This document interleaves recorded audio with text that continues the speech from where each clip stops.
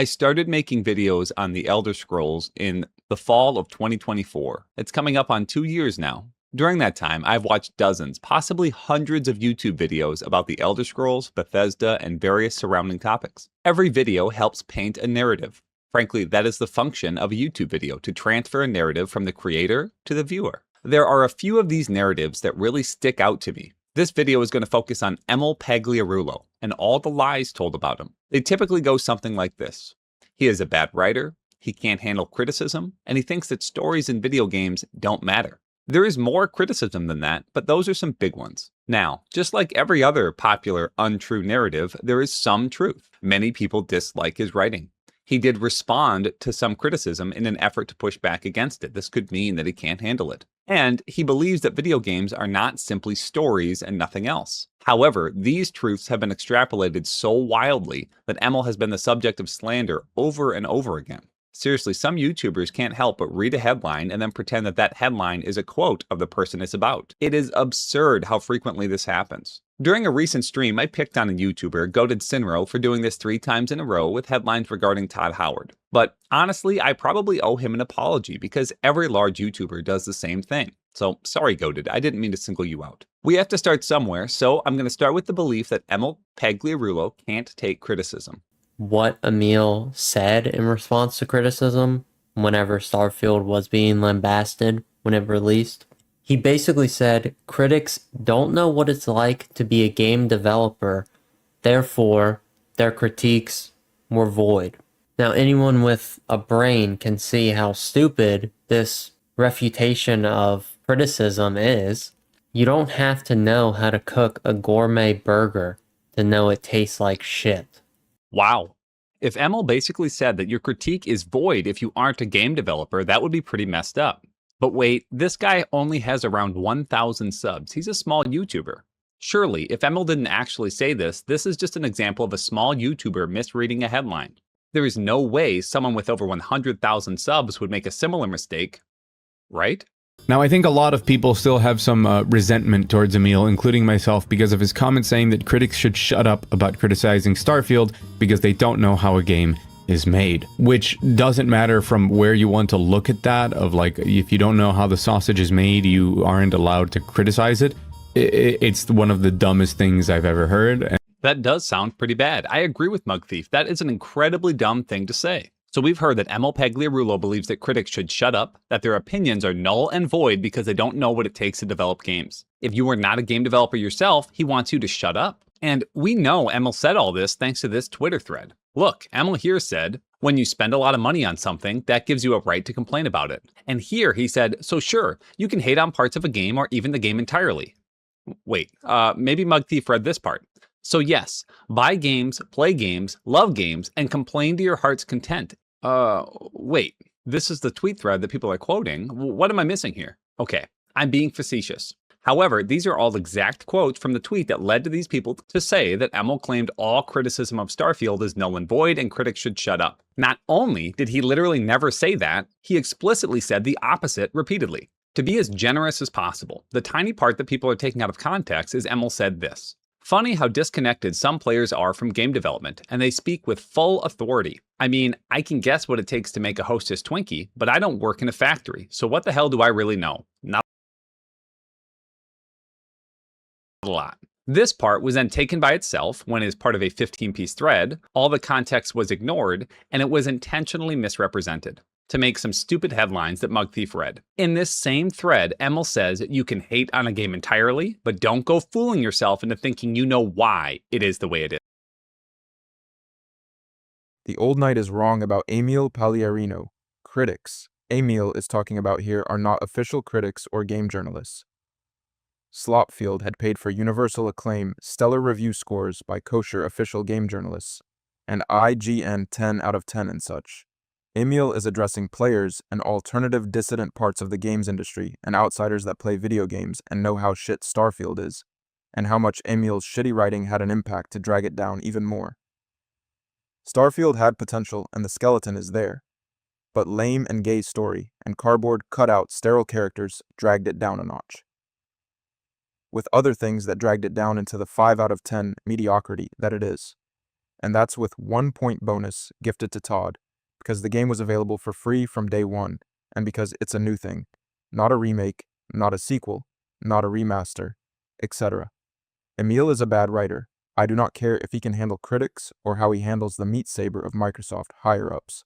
Emil thinks story in video games is like story in porn, just slap some slop around and half-ass it, because players do not want a new great American novel, end quote. In their role-playing game. Morrowind being one of the most lore and story-rich video games ever made that tells that story with everything it has, with the environment that was handcrafted, with in-game books, truff non-playable characters, truff quests, truff items, locations, everything that can be used to tell a bit of the lore or story was used. But Emil wouldn't know because he never worked on Morrowind. He was chose Ion Storm with Warren Spector to try and make Thief Deadly Shadows, and revoked his job application from Bethesda. But his IDOS failed after some time in 2002. After Morrowind's release, Emil begged Pete Hines to give him another chance at Bethesda.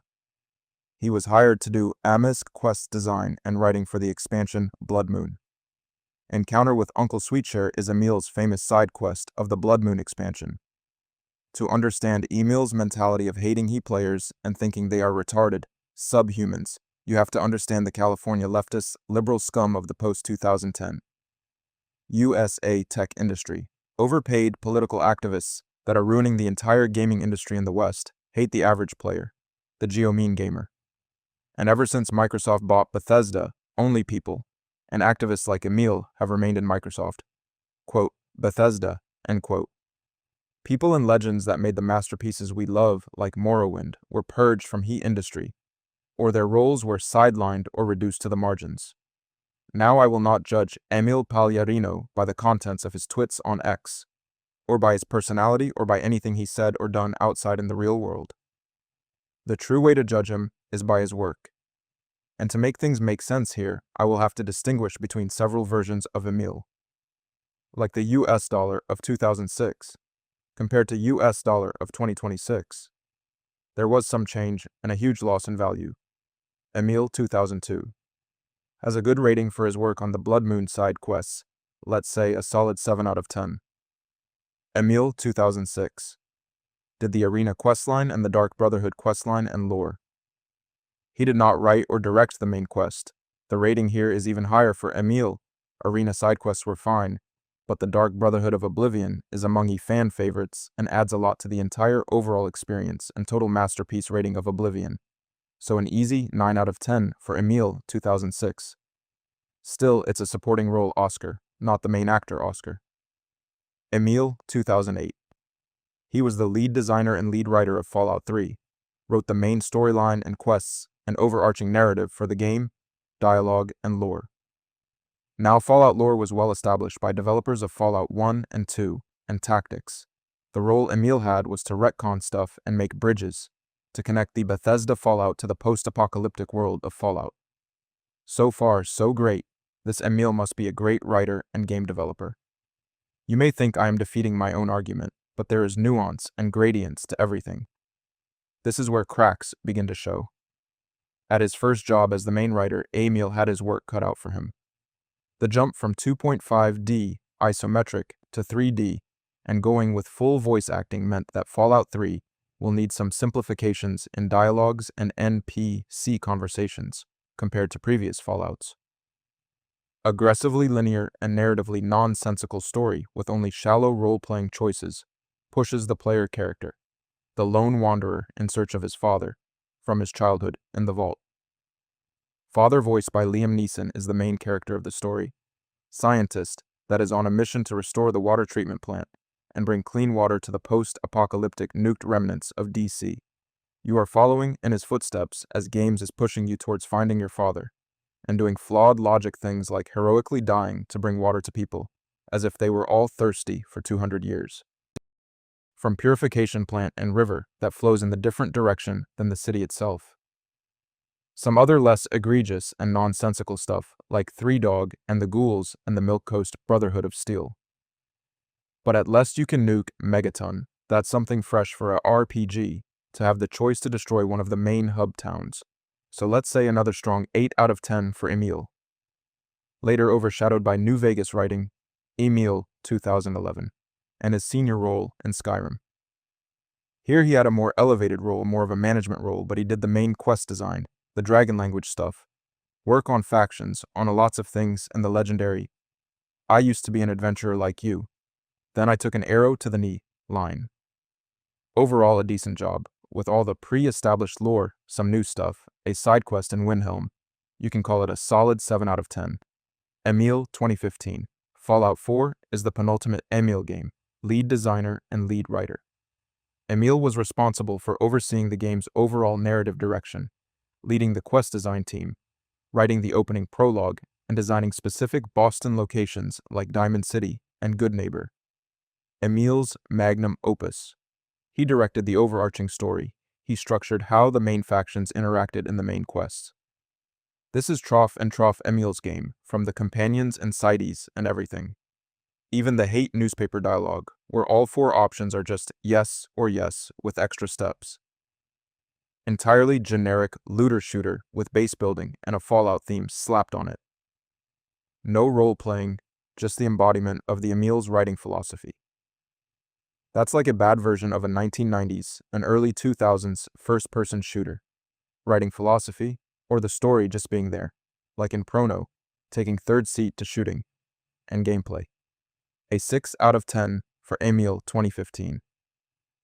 Then we get to Starfield, Emil 2023. The lead designer and design director, and even higher role, now overseeing entire teams making the game's core narrative, quest direction, and broad design decisions, rather than writing every individual quest or line of dialogue himself. Clean slate new intellectual property, with no previous established lore to abuse. Emil had the stage set for making Todd's huge 1,000 planet spanning game universe. And so he did. The Microsoft Bethesda sterile design by comedy slop fiesta that is Starfield. Bland and uninteresting. Marvel tier multiverse slop. Cowboys in space faction and gay cowboy Sam Coe's sidekick. The plainest of all plain Janes, Sarah Morgan. Everything in the story nonsensical and so bland and slop-like. Designed by hundreds of developers, all orchestrated by Emil. Botched even the easiest alien beast subplot that a beginner could pull off with the Terrormorphs. Universe after the 3 main factions warred. Planets after the interesting things already happened. Empty waste of space, but without that feeling of exploring the unknown as an astronaut, because loading screens and generic artifact of generic temple on a procedurally generated planet. Verdict, a 4 out of 10 for Emil. A good lieutenant doesn't make for a good general. Decline of Emil is slow, steady, and boring. Just like his writing in the last decade or so. Fans of The Elder Scrolls have to be in despair, knowing Emil will be behind writing of The Elder Scrolls 6